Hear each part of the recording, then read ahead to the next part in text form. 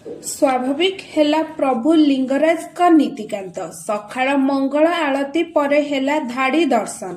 गतकाली मकर संक्रांति रे उपास रे रहिथिले प्रभु श्री लिंगराज। बंद रहिथिला प्रभु लिंगराज कर समस्त नीतिकांति।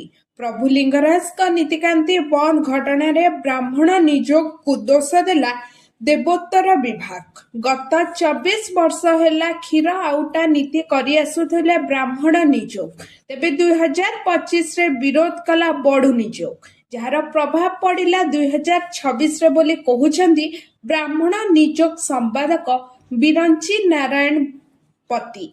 तेबे सेवा अधिकारी पाई बड़ू ओ ब्राह्मण निजोग मध्य रे विवाद लागिला, हेले मध्यस्थ होई समाधान पाई केही नाहंती।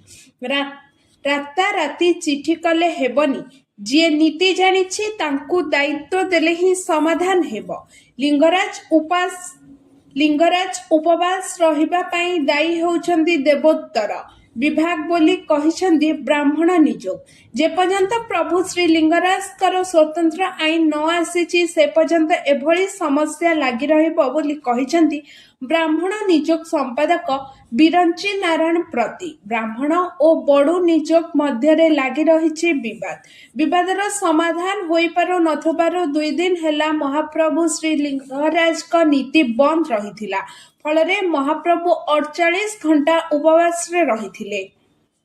मकर संक्रांति भली पवित्र दिन रे भी महादेव कर नीति रे विभ्राट करिथिले ब्राह्मण एवं बड़ू निजोग। एमानक मध्य रे विवाद जोगु बंद रहिथिला नीतिकांति। पुणी बड़ू ओ सुआर निजोग भितरे तेजिछि विवाद। क्षीर आउटा नीति को नेई होइथिला विवाद। तेबे विवाद हेतु मंगलवार संध्या धूप परठारु आउ होई नथिला नीतिकांति। फलरे मकर संक्रांति रे भी महादेव दिन तमाम एवं उपवास रे रहिथिले। बंद रहिला महाप्रभुଙ୍କ समस्त नीतिकांति।